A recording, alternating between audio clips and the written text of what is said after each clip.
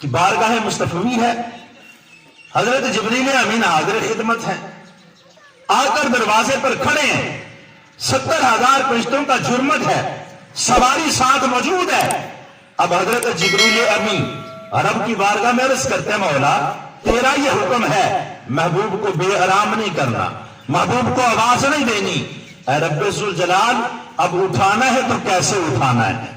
یہ ناز کسی عام کے لیے تو نہیں ہے، یہ ناز تو کسی خاص کے لیے ہے۔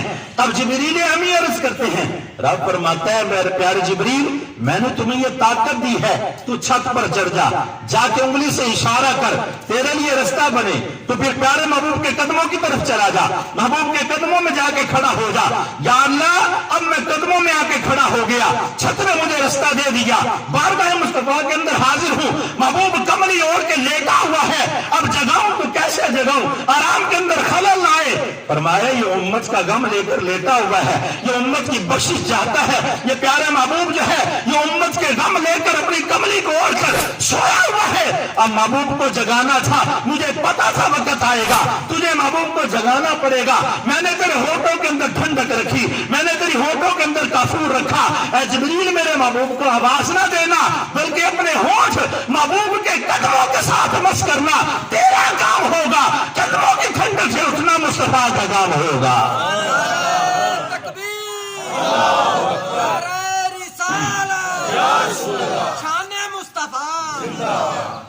تو اے پیارے جبریل میں نے تمہارے ہونٹوں میں کافور اس لیے رکھا، ٹھنڈک اس لیے رکھی ہے کہ تو اپنے ہونٹ محبوب کے قدموں کے ساتھ لگائے گا۔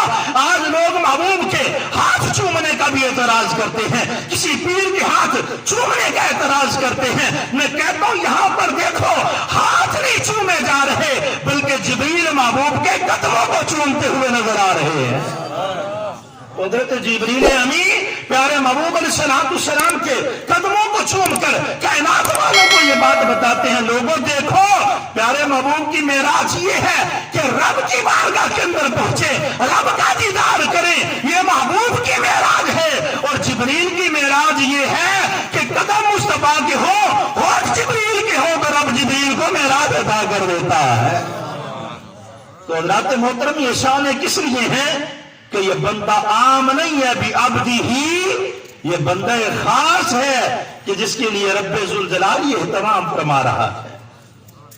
تو آج ہم اس بات پر تھوڑا سا غور و فکر کریں کہ اگر کوئی معراج کا انکار کرتا ہے، آقا علیہ السلام کی اس سیر کا انکار کرتا ہے، پھر سمجھ لینا نہ وہ قرآن کو مانتا ہے نہ پیارے محبوب کے فرمان کو مانتا ہے۔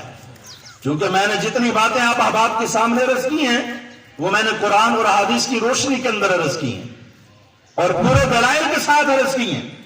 اب یا تو ان روایات کا، ان آیات کا انکار کرو یا ان کی نئی تفسیر لے کے آؤ، پھر ہمیں سمجھاؤ کہ کیا ہے معراج، پھر ہمیں بتلاؤ کہ کیا وہ خواب ہے، یہ خواب نہیں ہے، یہ تمام کس لیے ہیں۔ آخری بات عرض کر کے اپنے گفتگو کو ختم کرتا ہوں۔ حضور نبی کریم صلی اللہ علیہ وسلم جب بیدار ہوئے پوچھا جبریل کیسے آئے ہو؟ عرض کیا اللہ کا سلام ہو۔ اے پیارا محبوب جلدی فرمائیں، اللہ رب العزت آپ کے دیدار کا مشتاق ہے، اللہ آپ کا دیدار کرنا چاہتا ہے۔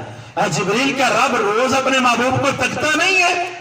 کیا اللہ رب العزت کی آنکھوں سے ایک لمحے کے لیے محبوب اوجھل ہوئے؟ بلکہ اللہ رب العزت کا دیکھنا تو ایسا دیکھنا ہے، اگر محبوب کھاتا ہے تو رب ذکر کرتا ہے، اگر محبوب پیتا ہے تو رب دیکھتا ہے، اگر محبوب سوتا ہے تو رب دیکھتا ہے، اگر محبوب اٹھتا ہے تو رب دیکھتا ہے، اگر محبوب بولتا ہے تو رب قرآن بناتا ہے، محبوب زلفوں کو سنوارے تو رب قرآن بناتا ہے، محبوب کا چہرہ دیکھے تو رب قرآن بناتا ہے، محبوب قبلے کی طرف رخ کرے تو رب قرآن بناتا ہے، محبوب مکے میں رہے تو قرآن بناتا ہے، محبوب مدینہ میں آئے رب قرآن بناتا ہے، محبوب ہجر کے اندر ہو تو رب قرآن بناتا ہے، محبوب سفر کے اندر ہو رب قرآن بناتا ہے، محبوب اگر جنگ کے اندر ہے تو رب قرآن نازل کرتا ہے۔ میں کہتا ہوں یہ ساری چیزیں رب کے مشاہدے کے اندر ہیں۔ آج کیا خاص اہتمام ہے؟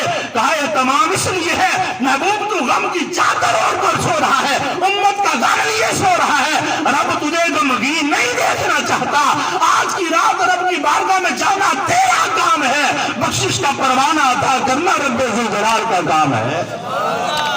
سونا محبوب آج کی رات رب ذوالجلال آپ کی امت کی بخشش کے پروانے عطا فرمانے والا ہے۔